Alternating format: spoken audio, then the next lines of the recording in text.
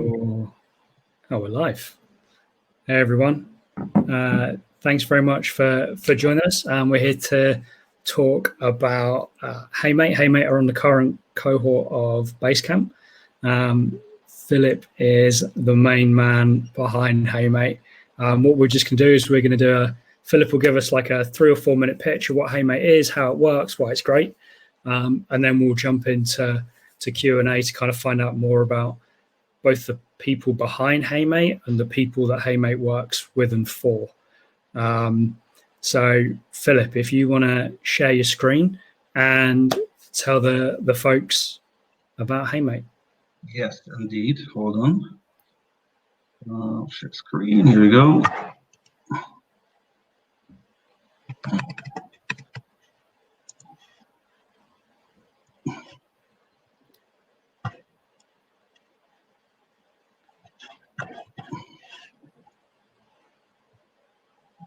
Awesome.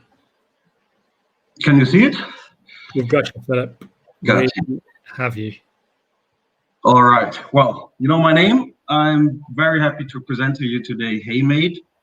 Let's call it the Shopify for the Latin American passion economy.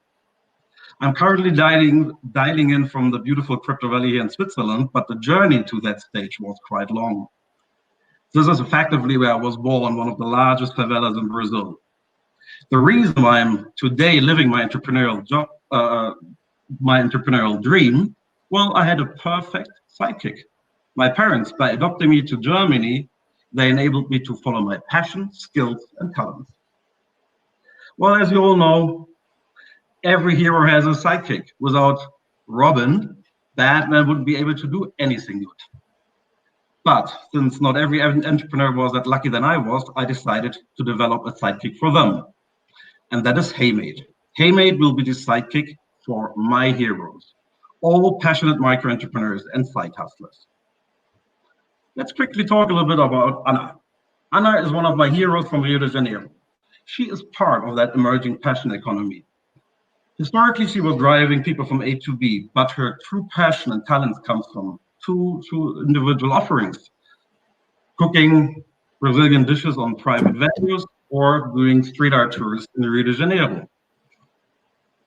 Well, but Anna told me, Philip, I spent too much unpaid time before and after any service job. I first used Word for writing my proposal. I then pasted into social media, emails, or classifieds. After lengthy client negotiations, either on the phone or in person, I finally shake hands or close a contract via DocuSign. For getting my money, I either need to accept cash or wait for a PayPal transfer. Escrows, upfronts, a nightmare. Well, I said to Anna, please have a look at HeyMate. It will be your perfect sidekick. HeyMate is a so-called business-in-a-box platform. With HeyMate, you can start, grow, and manage your unique service business without any further worrying about tools and technology. For example, formulate your service proposal in 20 seconds, push it with one click into all social media, transact directly with your customers within the Messenger, that Telegram, or start a blockchain-enabled referral campaign. Close a digital peer-to-peer contract, the rest is automated. All payments, including your agreed upfront payments, the escrows, and the final pays, they're all delivered automatically as agreed and in real time. Using a business-in-a-box platform is loved by many micro entrepreneurs. Look at Shopify from the United States, which is similar to HeyMate. It's mostly made for selling items online, but it's a very successful business-in-a-box platform. Meesho in India is used by many micro entrepreneurs. All of them are resellers, but only HeyMate is specifically made for peer-to-peer service entrepreneurs.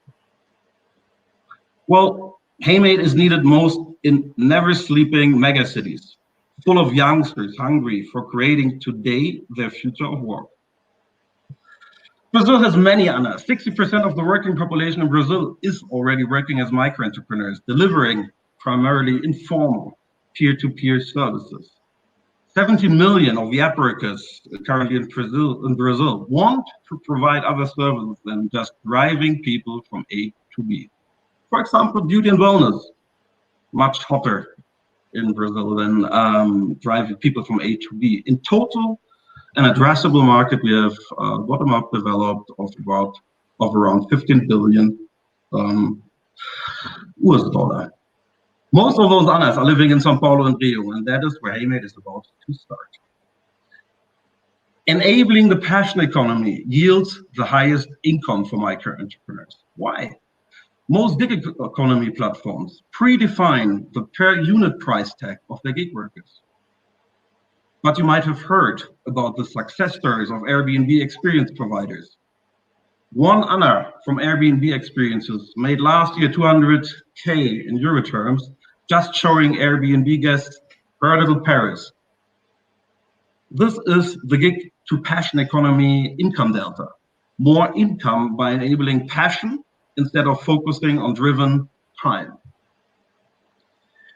Fahid and myself, we are the HeyMate founders. We both are from Brazil with a lot of passion for HeyMate. We bring HeyMate from the Swiss Crypto Valley, first to Brazil, then to LATAM, and then to the rest of the world. Our mission is clear. We believe deepest in the power of micro-entrepreneurship to end poverty. Who needs gatekeeping corporates if Web3 technology enables peer-to-peer dealing among everybody with a talent, not just among those who have a college degree, which is needed to pass some HR departments. I wish I have inspired you a little bit and look forward to the Q&A session. Cheers, Philip. Thanks, man.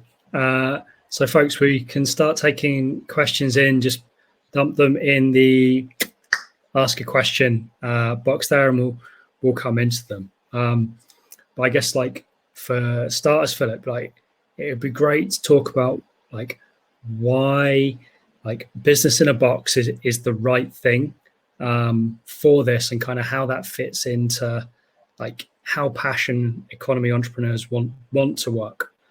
Yeah, very good question. I mean, we know from what is the difference between a marketplace and a business in a box platform? I think that is very important to talk about. As Fabrice mentioned up front, a marketplace is very, very focused on creating liquidity on the consumer side and the producer side. It's a tricky beast to launch. And if you look into what Shopify compared to Amazon is doing, on Shopify, you have 250 million businesses running on Shopify. Nobody knows that they are belonging to Shopify. Everybody creates its own storefront. In half an hour, you're up and running with your e-commerce business.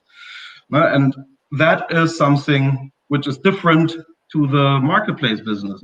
Amazon needs, on one hand, needs to find, let's say, the products they're selling, creating liquidity on the content side, but also liquidity on the consumer side, where Shopify just provides an infrastructure, and at the end, the micro entrepreneurs running the e-commerce shop find their own liquidity via the tools Shopify is providing.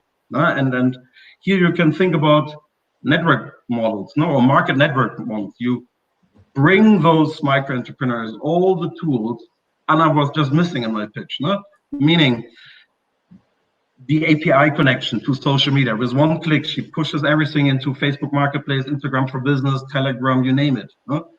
That saves her time. But what kind of content she pushes in there and in which groups at Facebook Marketplace she put that in her, that's still the decision of Anna. So Anna would push it into street art in Brazil Facebook Marketplace groups, for example. Another one would select something else. So yes, the business in a box platform focuses primarily on the, let's say, creator part of the equation. Right. So it's 7 years of creator, removing like the typical stuff around administrative burden and like allowing them to focus on like doing cool stuff that they enjoy and that they want to do. I guess it'd be great to understand like why the Latin American market or Brazil, Brazil. Yeah, so as I said, as I illustrated it during my pitch, you have for items for sale a lot of business in the box platforms. You have it for creating websites, for resellers everywhere. For services, peer-to-peer services, at least I haven't found a lot of solutions. But I understand services, or I know that services is a big part of our private spending. If you say, I heard numbers, 2/3 of our private spend goes into services. So we are focusing on that part because only a couple of percentage points are transacted via digital platforms in the moment. Brazil is, and now getting back to your question, is one of the largest informal economies around. Here people do by nature peer-to-peer services, primarily informal. But if you think about the emerging and frontier markets, as less corporate opportunities you have, as more peer-to-peer engagements you will find. I mean, if you don't have a lot, you can't sell something. So the only thing you can do is really providing services. And that is something which is happening in the emerging or frontier markets. I do something for you, you do something for me. So that's why we start in Brazil, and obviously I know it's my own country. Right, gotcha. But but obviously Brazil has had its fair share of problems with payments. I think WhatsApp got shut down like 2 or 3 months ago, and it launched its in-app payments. So I guess your strategy, your approach doesn't infringe on any, not infringe, that's the wrong phrase, enables these people to take payments more efficiently rather than coming up against any regulatory hurdles which they might otherwise encompass. Absolutely. I mean, I need to be a little bit more concrete on what we discussed also with Fabrice at the beginning. So I don't use blockchain technology for, or let's say crypto coins for payments. No Brazilian needs to upload his wallet with some Bitcoins before he can start transacting. It is a very efficient tool for peer-to-peer value transfers. And so at HeyMate, you top up your e-wallet with fiat, be it a credit card, vouchers, be it a bank transfer or a cash drop at the gas station. We need to localize it for the different regions. And you top down your e-wallet via the same means. And it's fiat. You don't even need to know that you're running on a blockchain. So I tested over the last 2 years how to model, let's say, unique or individual upfront payments, then escrows, then final pays via traditional PSPs such as Stripe or payment service providers or PayPal. It did not work. The only function at Stripe Connect we identified which could work was the hotel reservation function. So they block it at the credit card. But that means in order to to mock the escrow solution of a proper smart contract or escrow on the blockchain, well, PayPal or Stripe is not made for that. So payments is not our problem. It's really an efficiency gain, I believe, we can create here by allowing the people to top up the wallets with fiat or whatever mean of traditional values they have. And then we used DLT or Web3 technology for making, as a software backend, those, I call it condition-based payments, more easier. Now if you think about it, like Diana, she first signs a DocuSign contract with different terms and conditions, which are cash flow relevant. How much upfront, how much goes into an escrow, if there's any, what is the final pay, under which conditions the final pay will happen. Imagine a DocuSign contract could automate PayPal. So a DocuSign contract dictates PayPal under which conditions to whom to pay out what, and then the amount. That doesn't work. So in the traditional world, you have a disconnect between legal tech and fintech. And with blockchain technology, you can connect those two elements. So at HeyMate, you have very simple, customizable contract you can create. If the other side agrees on that RFP, you created a legally binding contract. No? Two identical declarations of intent. If that is stored on a public blockchain, legal certainty is in the peer-to-peer relationship. And if then also the cash flow terms and conditions are automated and executed, I think that will create a lot of efficiency gains for our heroes and micro entrepreneurs. Yeah, you can see it solving a lot of problems, both in terms of disputes, but then also in terms of like trust. In the peer-to-peer economy, transacting outside of your circle of trust is typically very hard. But if you've managed to plug together this like legally binding contract plus the payment rails, like everything comes together, you know it's going to be fair, you know it's going to happen, you know it's going to work. So it's just like a real like easy service people to use and help them take it. And also, I guess it's incredibly well suited to the service economy where things are more bespoke. And they're less like, here's a menu of things or here's a price per mile that you take me. You can really sort of like elevate these people to, you know, be more bespoke in what they do.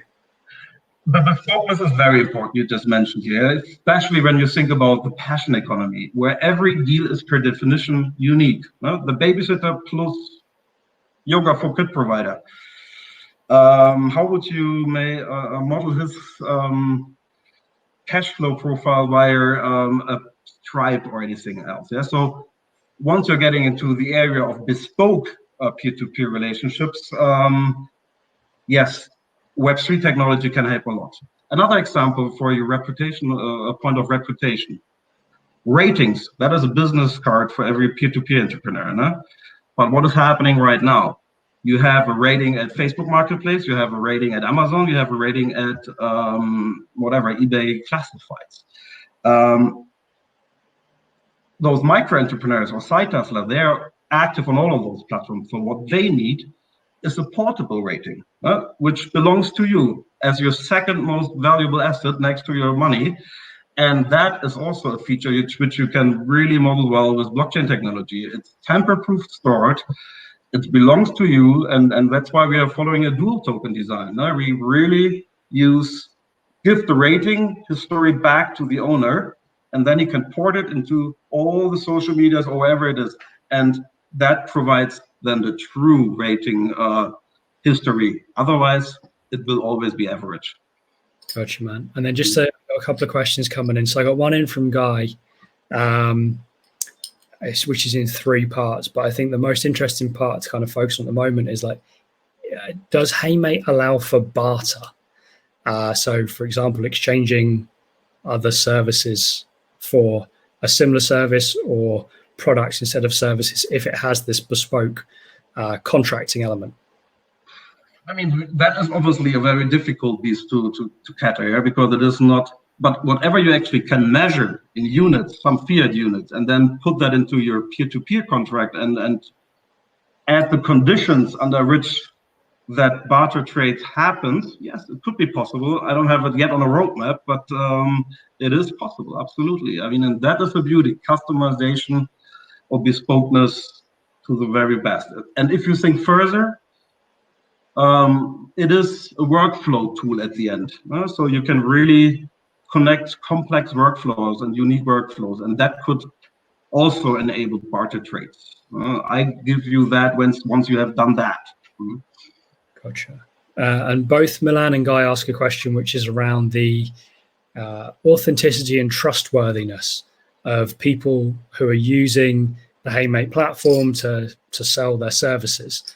Have you gone into any detail around like, providing verifiable licenses, I guess is one example, which I'm not entirely certain is applicable to your vertical. Yes, absolutely. I mean, trust or especially about peer-to-peer engagement, especially in Latin America, well, very difficult to get into a house in Latin America without having somehow trust built into the system. So ratings, referrals are very, very important. And also a verified user. So with HeyMate, in order to be a 100% verified user, first of all, need to upload your ID or whatever approving document. And the next level would be to identify yourself biometrically. So you can't even steal somebody's a mobile phone and log yourself in and pretend to be the other one. So to be 100% verified, you better show your face, which is unique, and then the other one knows this is a guy belonging to that rating and all that other credentials he has built up in the past. Yeah, right. And I remember working with a team looking at the different market dynamics within Brazil, and I think like it was either number one or the number two highest spend within sort of like the casual economy was on security services, which I know it's not where you're going, but I think it reinforces that you need that level of trust in the platform to make sure that everyone's safe and looked after. Absolutely. And I mean, yes, this trust element is, but it's a very special use case also for the blockchain technology, institutionalizing trust without some middleman. Why should a favela boy, or how should a favela boy generate or find, let's say, the notary or the lawyer who proves that this guy is a trustful person based on his whatever credits history or something, right? If he just has his mobile, but he can build up his rating history, or could become, and we are thinking about gamification a little bit, let's say the expert level from the beginner level, and that is tamper-proof, stored somewhere, so it can't be faked, and people can really trust in what they see here on the front end. Right. So we help like service providers within the sort of beauty and well-being niche. They're verified. We've dealt with that trust issue. We've kind of automated some of their payments and contracting, and then the next part of their business is to like go out there and grow it. How does HeyMate sort of like plug into that grow part? Yeah, I mean, I've researched, thanks to Outlier, a lot over the last 3 months what is happening in that space. No? People call it market network models, no? Or social commerce. I mean, the typical beauty salon has a web page and maybe a forward button into Facebook. But what is happening, or where we can help a lot, is all social medias, be it Facebook for business, Facebook Marketplace, Instagram for business, they all have developer APIs, so you can push the content into all those channels on behalf of the micro entrepreneur, and we help them to grow by that the business.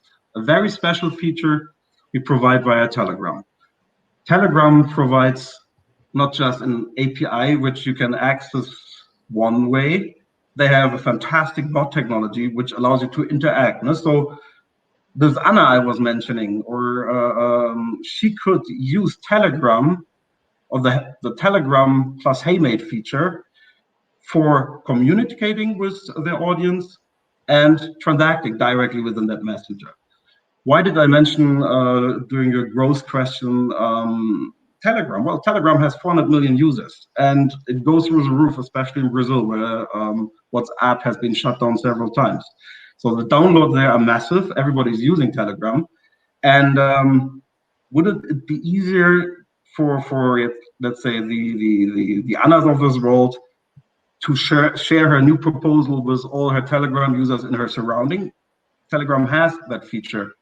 Airdrop your to people in your surrounding. It is something where we help people to grow their business by accessing existing networks instead of building liquidity, costly and expensive on by ourselves. So we're sneaking into those platforms via the API and pretend to be there, the virus spreading around. Gotcha. And then core to supporting the micro entrepreneur, like you're doing these sorts of things which they wouldn't otherwise have access to, short of like horrendous amounts of manual labor, like going through Telegram, Facebook, WhatsApp groups to kind of try and reach their audiences and engage with them and converse and ultimately transact. Correct. Yeah. All right. Okay. Guys, I think that brings us to the end with Philip. I know that we've got Jamie lined up to give some closing remarks for the end of end of day one. So thanks very much for staying with us. For those who made it all the day, congratulations. And this is a good place to end. Thanks very much, everyone.